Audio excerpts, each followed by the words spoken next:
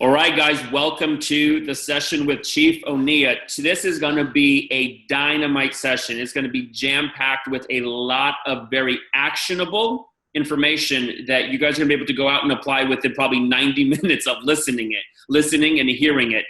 Chief has an incredible ability. He has an incredible talent for intense training. That's kind of one of his claims to fame.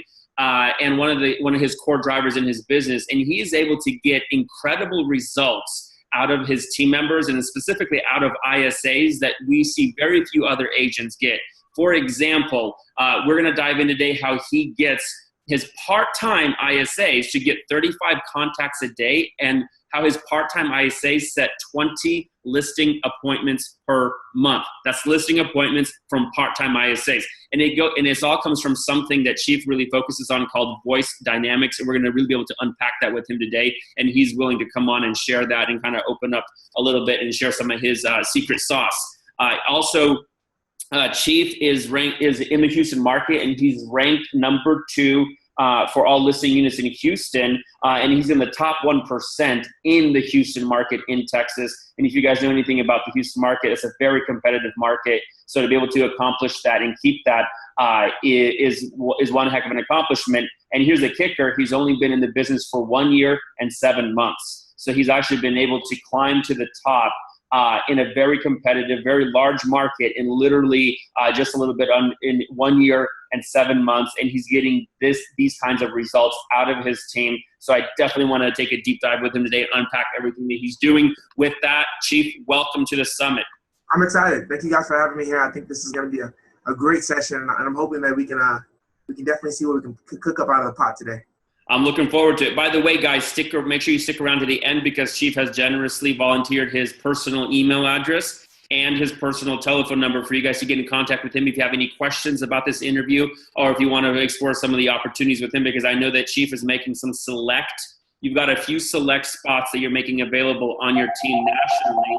And I know that there's a possible opportunity there if people meet the right criteria. So we'll let you guys know how you can get in touch with Chief like that as well towards the end of this interview. With that, let's just start with voice dynamics, man. What is that? What's it all about? How the heck are you getting 20 listing appointments scheduled per month from part-time ISAs? Well, I think the biggest thing here is that we got to understand that we live in a day and age where we're constantly evolving.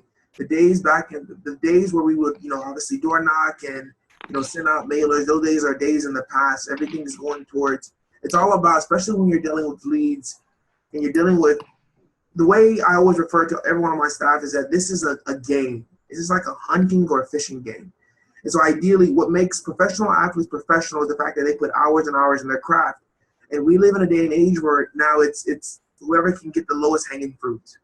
So with the voice dynamics, ideally what that is a phenomenon that I kind of personally created, that I kind of adapted, from standing on the shoulders of great people and obviously putting tons and tons of hours in my craft. But all it simply implies is that there's 3 things that we can create when we're speaking with these leads on the phone. First and foremost, it's obviously something called mirroring and matching. You have to mirror and match to whoever you're speaking with. So one of the things that I do when I train with all my ISAs, obviously super ISAs at that, all my ISAs that I get from MyOutDesk, we don't call them ISAs. I call them super ISAs. And the reason why is because we train them at a very, very high level, and they can do the things that other ISAs cannot do. Okay. One of the things, obviously, is something that we implement, something called, one of our techniques is called mirror and match. And the way that I teach everyone is that, think of it like this. If you're talking to a dog, the best way to talk to a dog is as a dog. And if you're talking to a horse, the best way to talk to a horse is as a horse. So it's very imperative that when you speak with these and when you're training your ISAs from MyOutDesk, that you train them the technique of mirroring and matching. For example, if you're talking to someone that, in Texas, for example, it's really from the country, ideally you have to be able to act and cultivate that country-like atmosphere. Does that make sense? Sure. Talking to someone that's older, obviously you want to make sure that you adjust your voice dynamics and you mirror and match accordingly to that person you're speaking with. So, for example, voice dynamics is composed of 3 different parts. It's voice inflection, voice tone, and voice speed. So me, for example, one of my gifts or flaws is that I have the tendency of speaking really, really, really fast. And so I use that skill to, I use my voice dynamics skill to figure out, what can I do to fine tune so that that lead or that prospect that we're speaking with, the ISA or myself, what can we do so that they can internalize and understand what we're speaking? Does that make sense? It does. For sure. So one thing that I learned about you is that you you have one heck of an intense process for training. You're known for intense training beyond just what even necessarily any brokerage provides as their standard training, which in and of itself is effective. Let's approach this from a different angle. Now, I've got some more tactical questions around voice dynamics, but I also want to dovetail this with just your approach to the actual training, because you said something key. You said that you focus on super ISAs, right? Correct. And you train them, which means they don't necessarily come to you as super ISAs, but you somehow have a process and a formula for turning them into super ISAs very quickly. Now, I'm going to assume they probably need to have some raw ingredients already there that you could work with. Not everybody makes it to a super ISA. But what's your training process? Walk me through your intense training process. What does that look like on a daily or a weekly basis? How do you drive accountability? Well, I guess one of the biggest things obviously with Mod or MyOutDesk is that you guys already send these VAs, partly trained or halfway trained. Right. They know the fundamentals. They know the jargon. They know the words that we use. They know the difference between earnest money, option money. They know the difference between expireds and FSBOs and terminated. So they know the bare basics. And a lot of the ISAs, a lot of them are seasoned vets, seasoned ISAs. So a lot of the ISAs, obviously they have, the bare basics. Then we just kind of go on there and fine tune it. So I guess to kind of walk you through the training process is that I actually have one ISA that he's in charge. His name's Ken. He's a great guy, a phenomenal guy. He actually walks through and actually interviews the ISA. So he pre-screens them for me. He says, you know what, Chief, I think this ISA would be a great candidate. And one of the things that we do on our end is that we always have our hiring hat on. We are always looking for raw talent. We're always looking for people that we feel like are hungry, self-motivated, but more importantly, they have some kind of skill and phone articulation. Does that make sense? It does. So the hiring process, ideally, what would happen is that, one of my super ISAs, he's one of my veterans. He would, go through the list of applications that's sent from our coach, which is from MyOutDesk, and say, you know what, hey, the coach will send to the ISA, you know what, hey, I think this would be a great option. So we'll set up an interview with my super ISA. And my super ISA, he knows, ideally, what's acceptable for me. Okay. Can they withstand and endure the training that we give when we put our super ISAs through? The other thing that we look for, ideally, is someone that's a breadwinner. Okay. Ideally, if they're a breadwinner, meaning that this is how they provide for their family. Now, our ISA compensation structure, it's set up on obviously they're on the standard commission, the standard pay salary, but we also put incentives in there as well. So every time they bring a listing appointment into the hat or the data bank, and we convert that, they get an X amount of dollars amount on top of that. So for the breadwinners, that's a huge turn on for them, because they can say, you know what, this, I'm not just limited to what I get income-wise. I'm also have the option to receive incentives. I like that. In actuality, what they put into the pot, or how well they train themselves with the material that we give them, can dictate how much they can make. Right. How do you drive that culture, that culture of generating, getting a part-time ISA to generate 20 listing appointments per month? My experience isn't just the training. There's also has to be the regular accountability, the culture, the drive, right? Or the energy, the environment. Walk me through what your daily and weekly and monthly management plan is around culture and drive. Great question. So we actually, so one of the things that we do obviously is that with the ISAs that we have on board, every Tuesday morning, I'm usually up every morning. I'm up every morning, usually at 5 a.m. On Tuesdays, I wake up a little bit earlier, around 4:30. We do a group training session every Tuesday morning. And in the group training session, what it is we go through, I actually have call recordings. I actually have call recording systems. And what it does, it allows me to listen to the conversations. So every week, I at least try to strive. There's a few things that we do. One, I listen to the calls. I listen to sporadic calls. Mm-hmm. What it does, ideally, it lets them know that Chief's going to hold me accountable, because he can be listening at any time. So if I don't know my scripts, or if I don't know my objections, or, if I don't know my maps, then, that can be an issue. All our ISAs, they have to study a few things. They have to study the map of the city. They know where all the central, you can ask them neighborhoods, and they'll know the answers to that question. Neighborhoods, cities, locations, they'll know all that. Where they're calling. So before they start calling somewhere, they have to know the map of the city. Well, before they even on my team, they have to know the map of the city. Got it. Okay. They have to memorize the map of the city. Also, what they do is we work with something called the HNWIs, highly net worth individuals. That's the top 5%.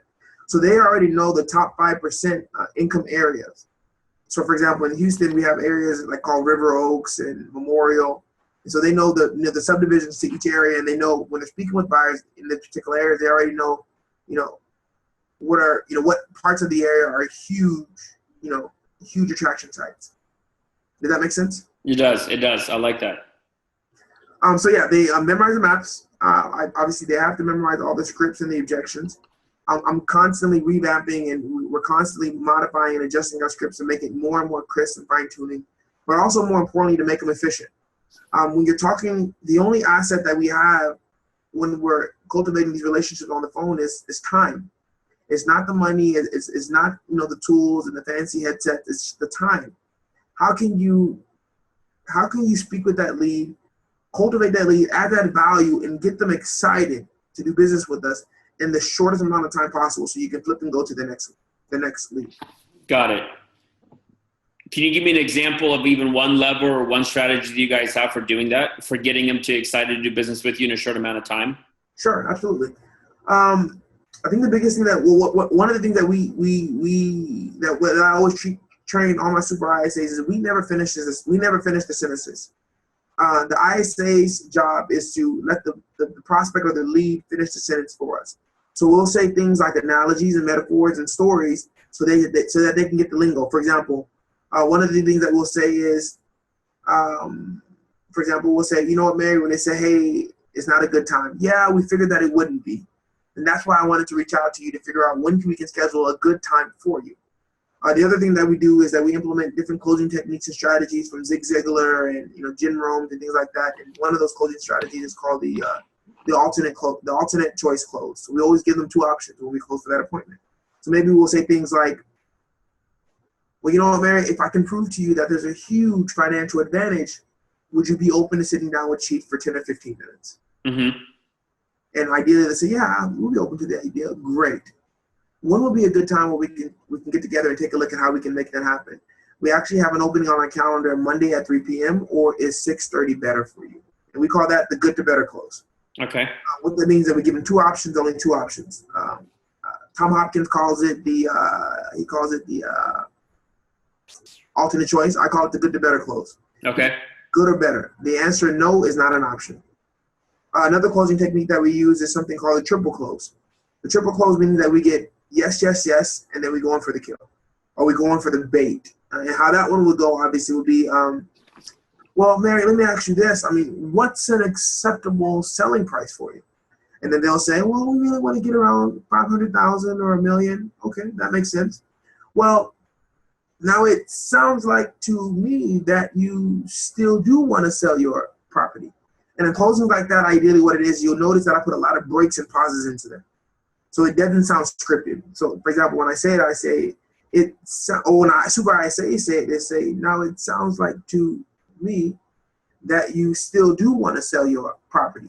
We pause and we drop the word correct. Is that right or is that correct? Then they'll agree with us and say yes.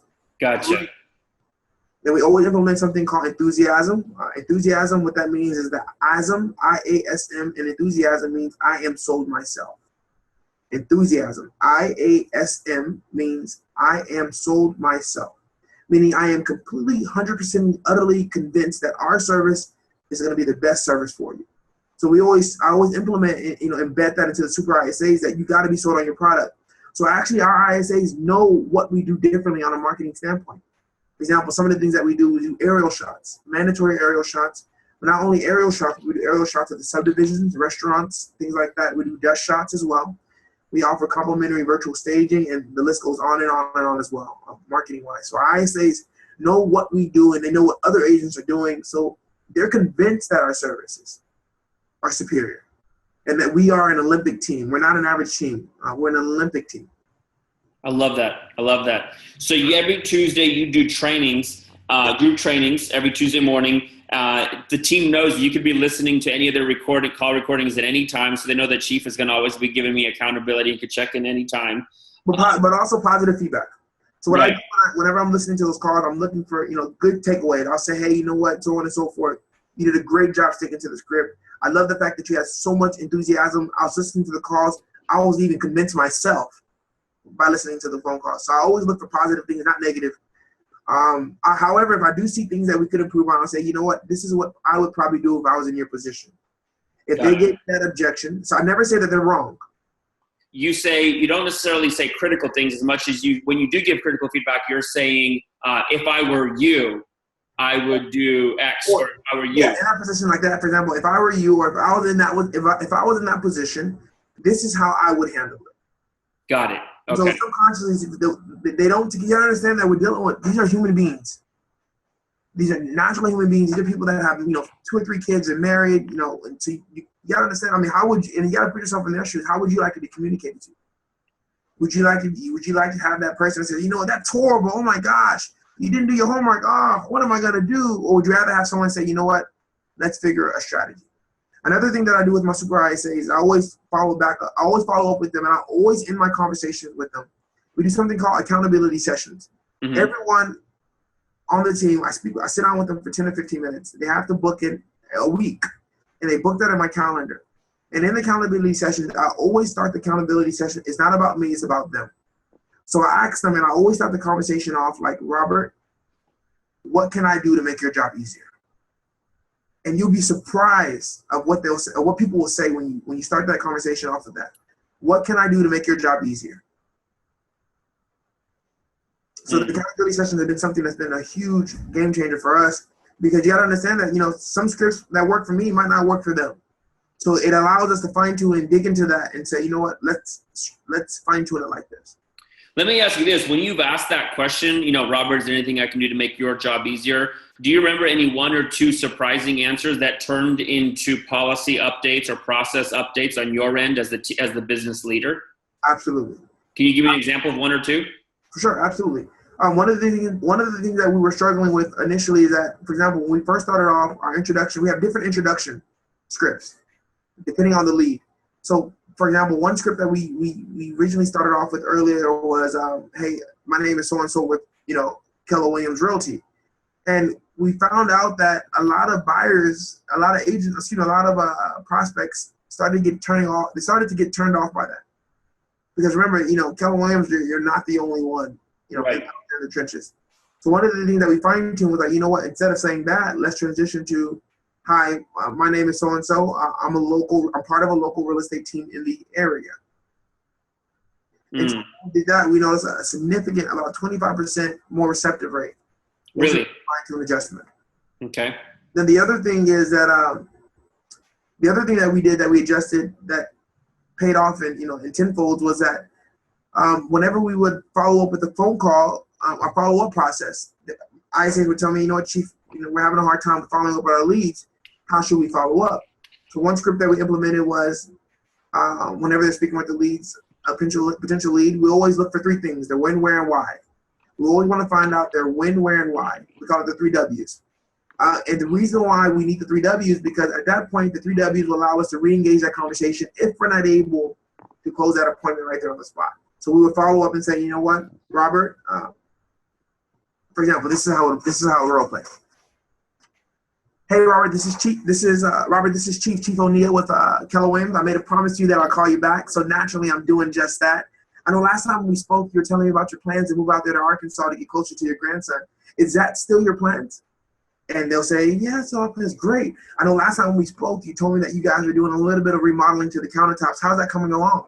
Oh, it's okay, Chief. They're still working on it a little bit. Remember that these guys they've already spoke with 50 other agents. So you gotta have something to draw back to. So that follow-up script like that, for example, how things come along with the granite countertop. Well, it's going great. The contractor's actually here right now. Perfect. Well, Mary, I know that you told me over the phone that you wanted to wait towards June, but I got so excited that I couldn't wait to call you and Bobby, so I figured that I'd call you now. But let me ask you this. I mean, if I've been watching the market for you, and I mean, it's exciting. But I mean, I'm curious. I mean, if I can prove to you that there's a huge financial advantage, would you consider making the move sooner rather than later? then again, there goes that alternate choice. Right. Talked about, but also it's getting them excited. It's letting them engage into it. They're not just another lead into our database. We actually have a connection with them. We actually listen to them, and we're drawing back to the things that they're talking about. And you're having the ISA all update this all into like a CRM system, right? So that if you ever have to have somebody else do a follow-up, all those notes are still in there. Yeah, everything's systematic.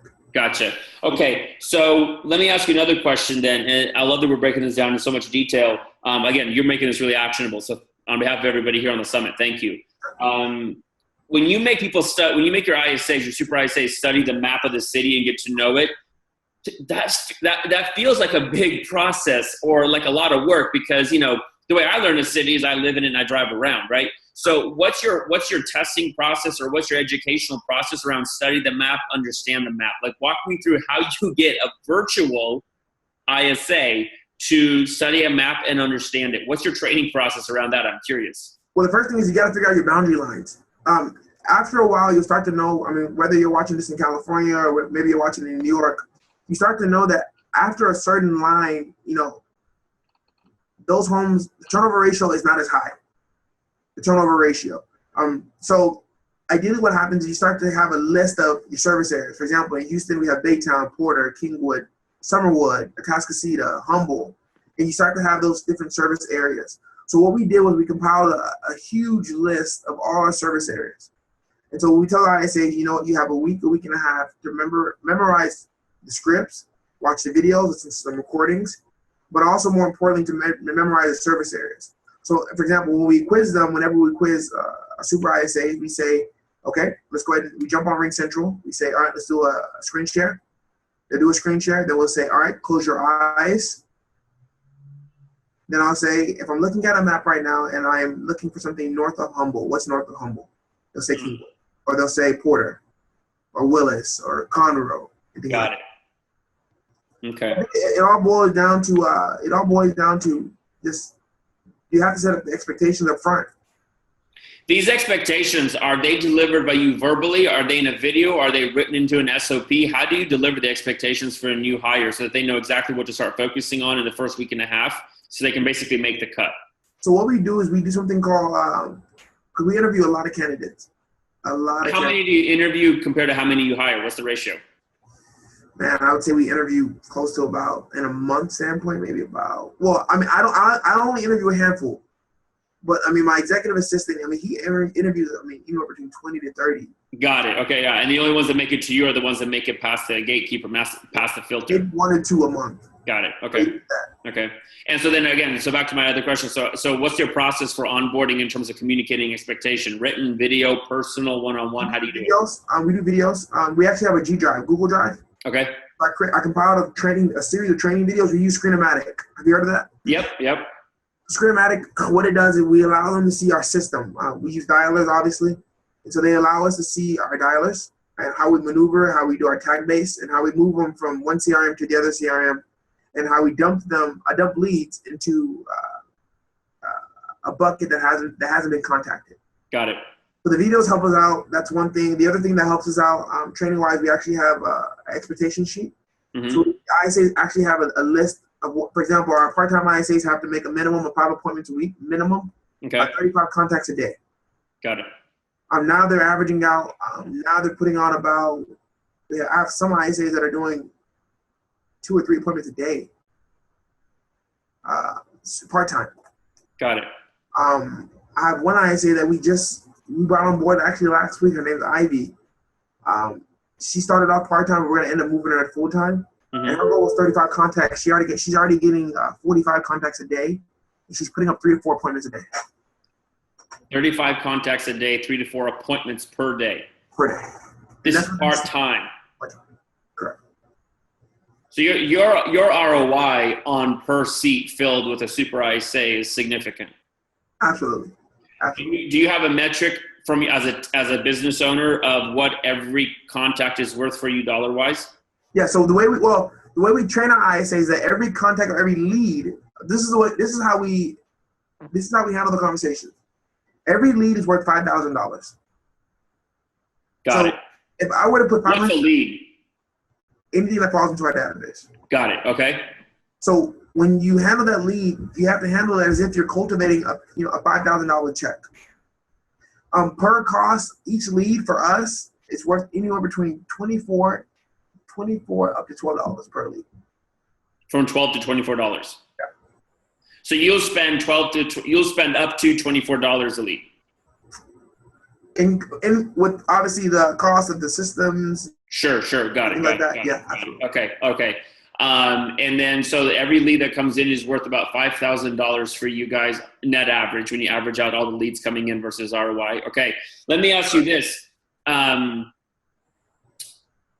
generate 4 appointments a day part-time, that makes me think that, and I might be wrong here, but so walk me through this, and obviously walk everybody who's listening through this.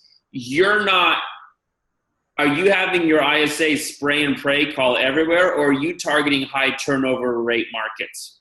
Well, so great question. So ideally, we know, for example, in Houston, we know there's certain areas in Houston that the turnover ratio is very, very low because of what's going on in the community. For example, we have an area called Fulshire.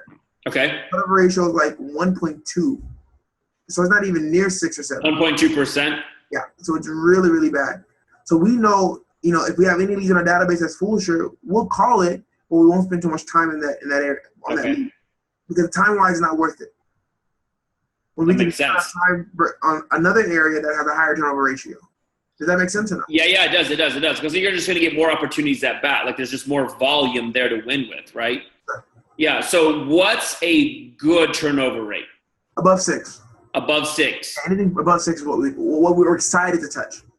Okay, so 6% plus makes you as a team excited. Correct. Got it. And that's looking at a monthly turnover rate or an annual turnover rate? Monthly. Okay. Got it. I'm curious, do you have any numbers on what happens at like between 6% turnover rate to like maybe 10% turnover rate or whatever the highest is, and what those types of markets produce in difference of leads and of appointment set? Well, it's 2 things. Obviously, whenever we get a listing in that area, when we do our calls or whatnot, is not only do we have that listing, but keep in mind that we're doing just listings, just sold. Okay. In that neighborhood. So meaning direct mail or door knocking or what, or calling? Yeah, we're technology based. Everything that we do is it's streamlined. Got it. Okay. Calls and that's it. Got it. I mean, on the prospecting side. Sure. Prospecting side. So yeah, to answer your question, I mean, those higher turnover ratio neighborhoods, they allow us, when we throw that bait into that water or into that neighborhood, it allows us to pull more fish out of that water. Right. Does that make sense?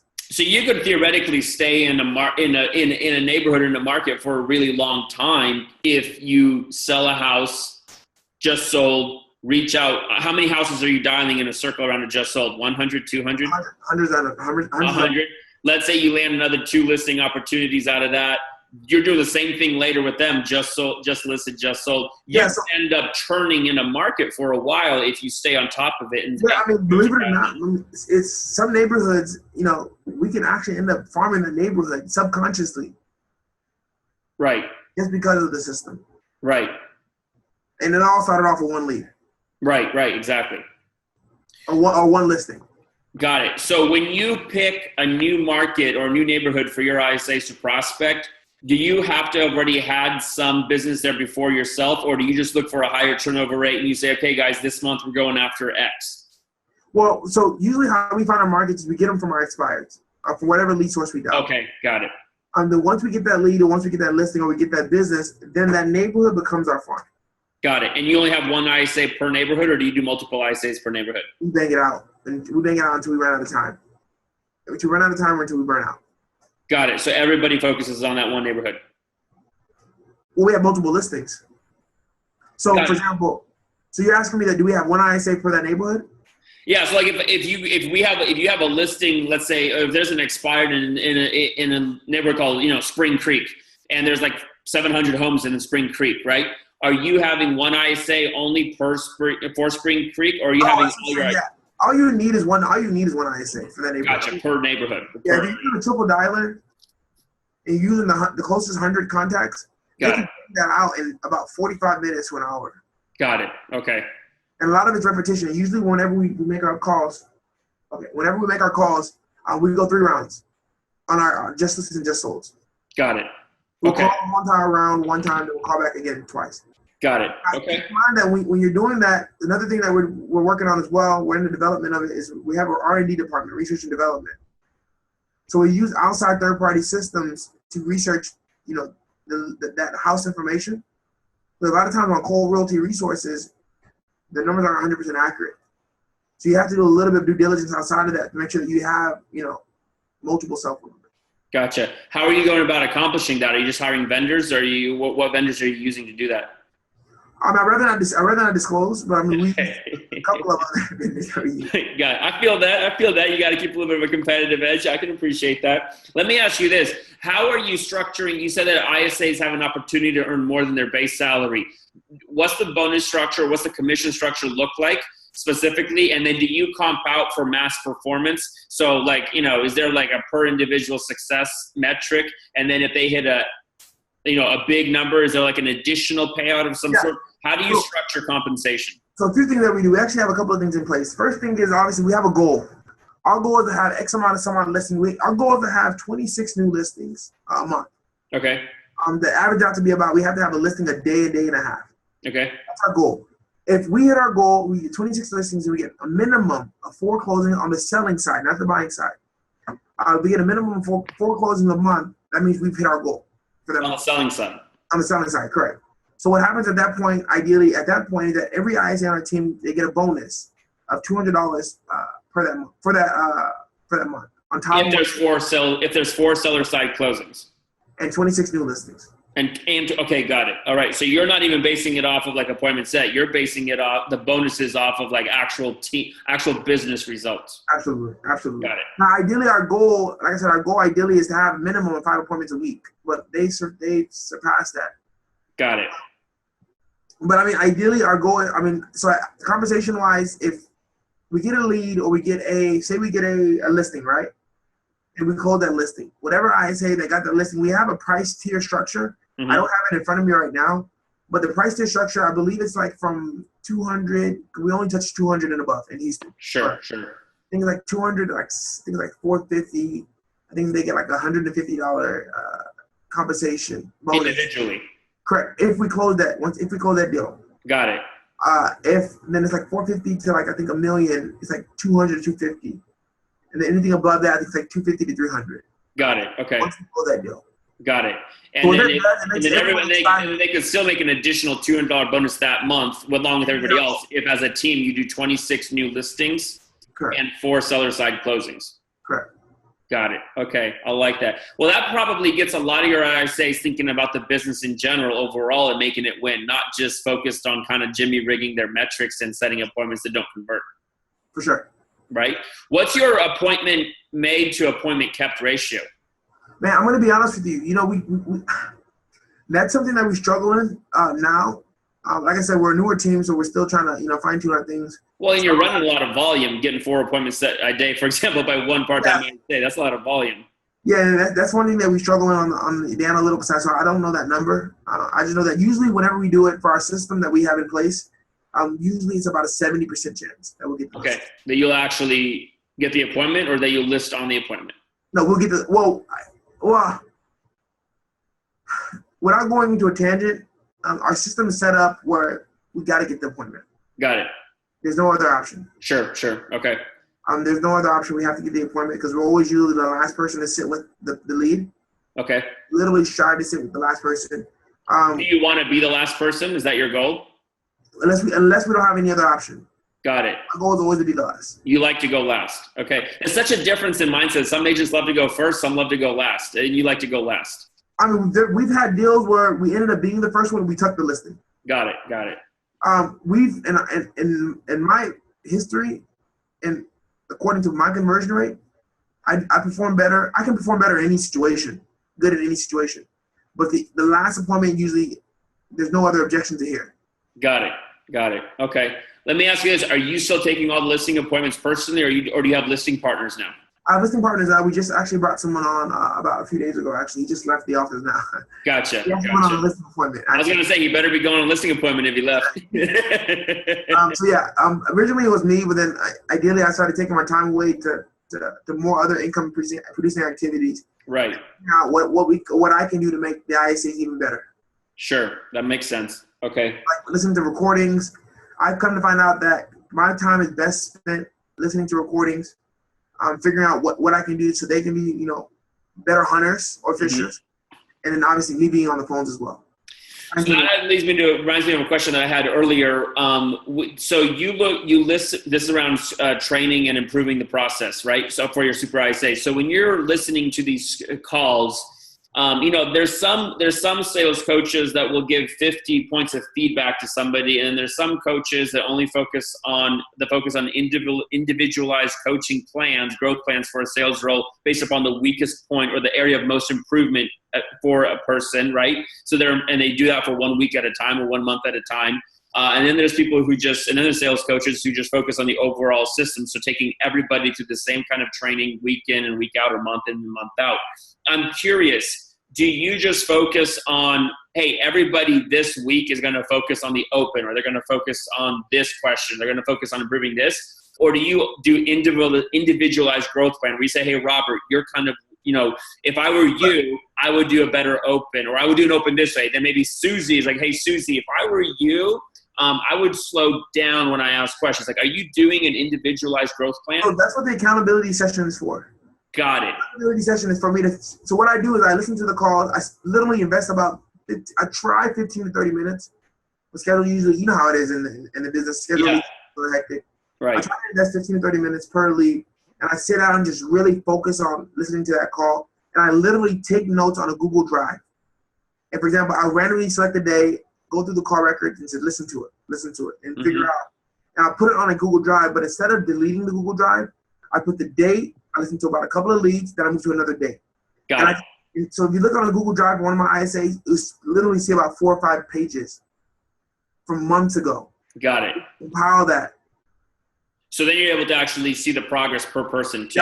Exactly. And ideally what it is, we're striving for perfection. Got it. Okay. And if they're ever saying, well, Chief, I can say, well, no, you know, Yin, we've talked about this on the 17th. Look at the notes. So a lot of your time now is just going into team coaching, team building. Correct. Yeah. And I still prospect. I prospect because I'm good at it. It's for me, it's fun. Right. It's fun. I love it. And you always learn every day. You learn something new. Sure. And the reason why I still do it is because I learn something new that I can teach the team.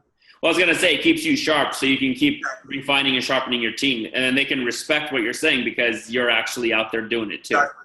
And the other thing, the other difference between me, and for those that are listening and watching this video is that, you know, if you are looking to be a part of it, you can always try it on your own.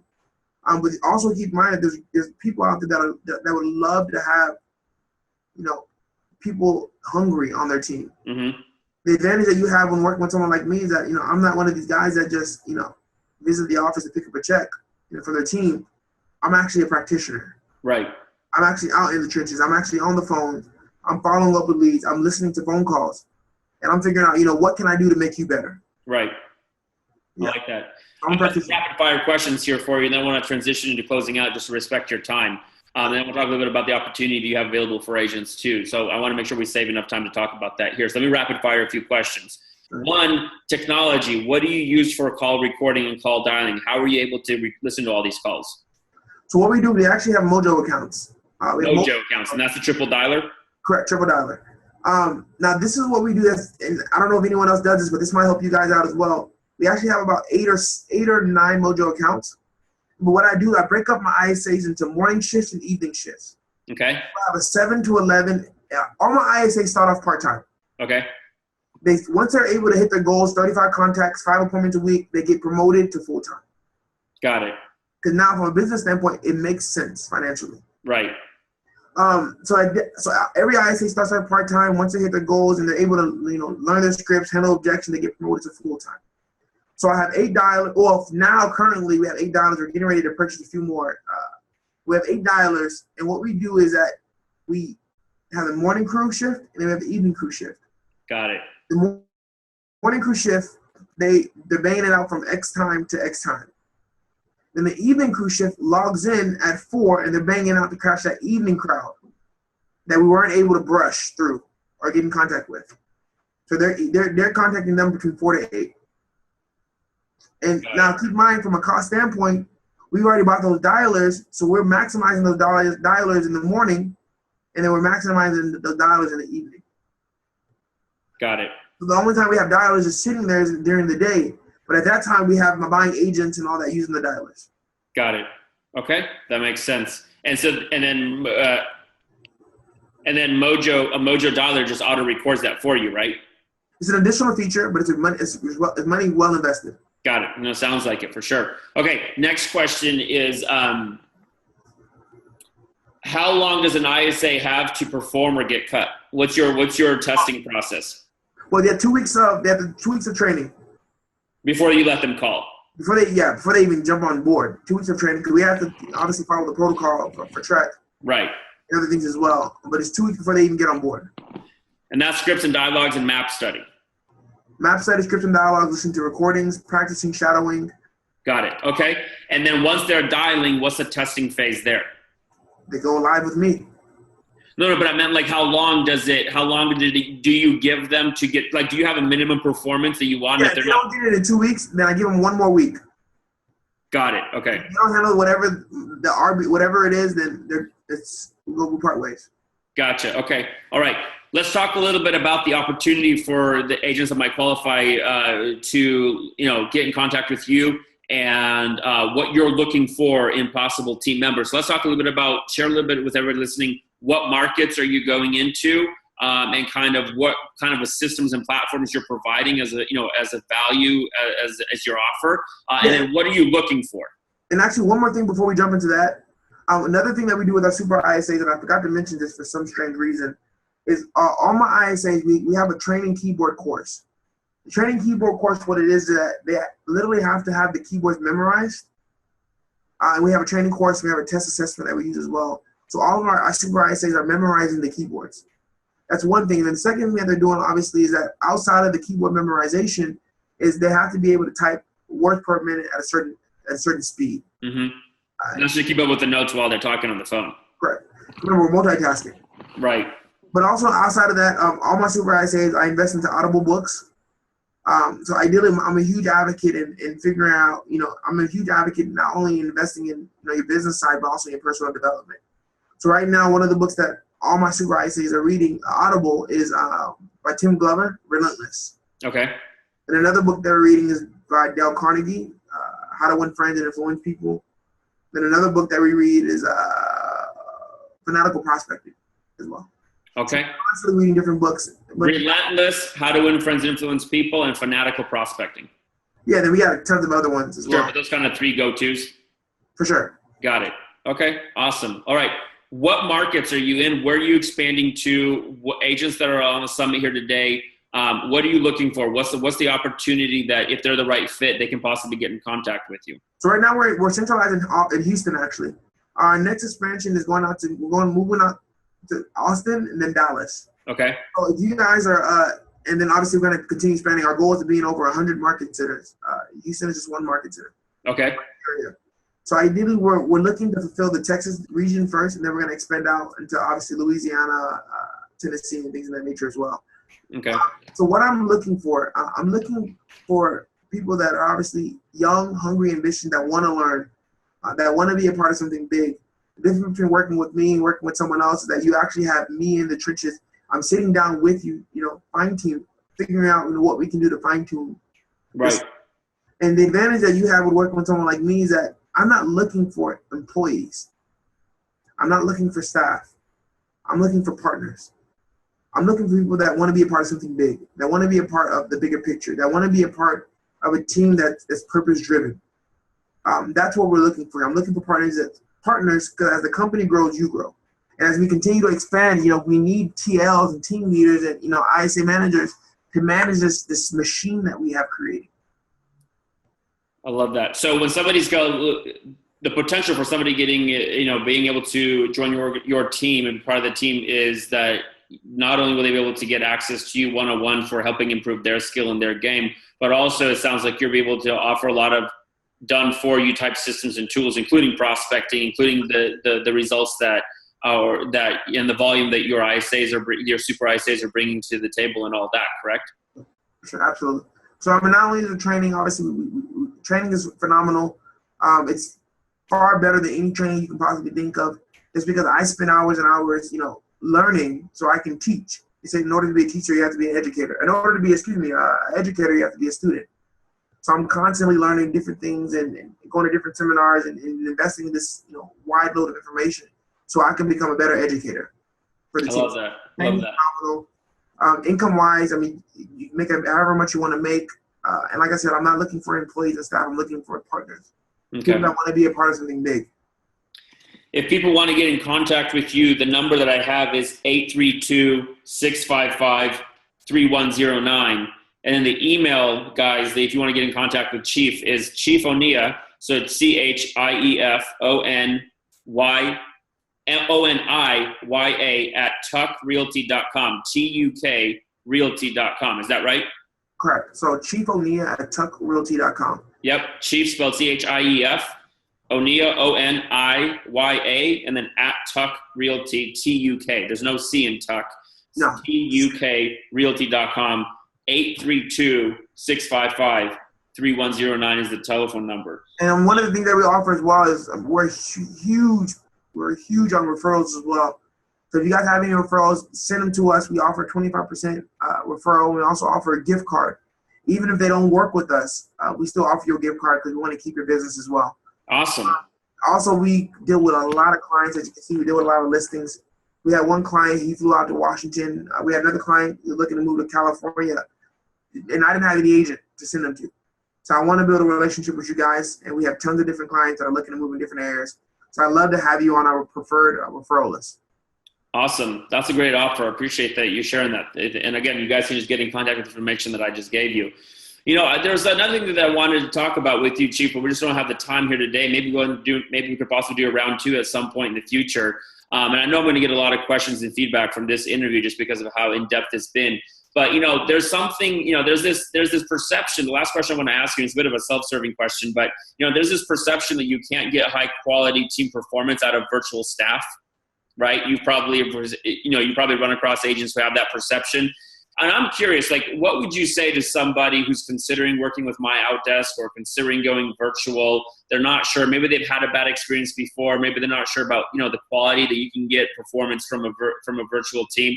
Obviously, if they listen to this interview, they know that, you can get significant performance. But what would you say in your words? What's been your experience like working with MyOutDesk? And what would you say to somebody considering going virtual or considering working with MyOutDesk?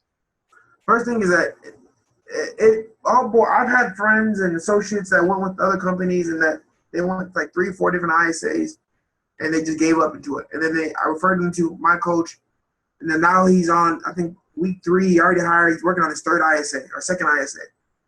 I think the biggest advice or tips that I'll give you is you got to have a system in place, training systems.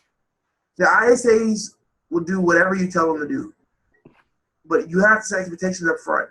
So that's one of the reasons why we do a 2-week mandatory training course beforehand, and our expectations are laid out up front. I think another advice that I give you, you have to download something called Screen-O-Matic. That's what we use. Mm-hmm. Screen-O-Matic helps you with recording your screen. So if things don't work out with that ISA, for whatever reason, you can easily train the next one. So if you look at our G Drive, which is Google Drive folder, you'll probably see over about 200 videos. And we're still adding videos to it. So if anything were to happen, or it'll be nothing for us to train the next ISA. And one of the things that ISA tells us that, Chief, I love the fact that you have the video database. I didn't have that with my other person that I worked with. Gotcha. It saves you time, and it'll save the ISA time because they can watch the video at their convenience, and you can put your time towards more income-producing activities. Gotcha. Okay. I love that. Thank you.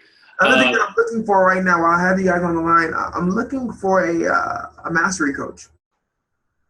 So if anyone watching this video have any good suggestions or recommendations, shoot me an email, shoot me a text of who you'd recommend as a coach. I'm looking for someone that's tough, really, really tough. Usually star players or star athletes want a tough coach, right? So they can up their game. I like that. Well, I appreciate your time here contributing to the summit. So on behalf of everybody here at MyOutDesk, one, I want to say thank you for being a client. Two, on behalf of everybody here at the summit, I want to say thanks for coming on and sharing so openly and contributing and giving back. It means a lot to everybody, I'm sure, who's taken advantage of this interview and has gotten access now to this knowledge and these insights. So thank you. Absolutely.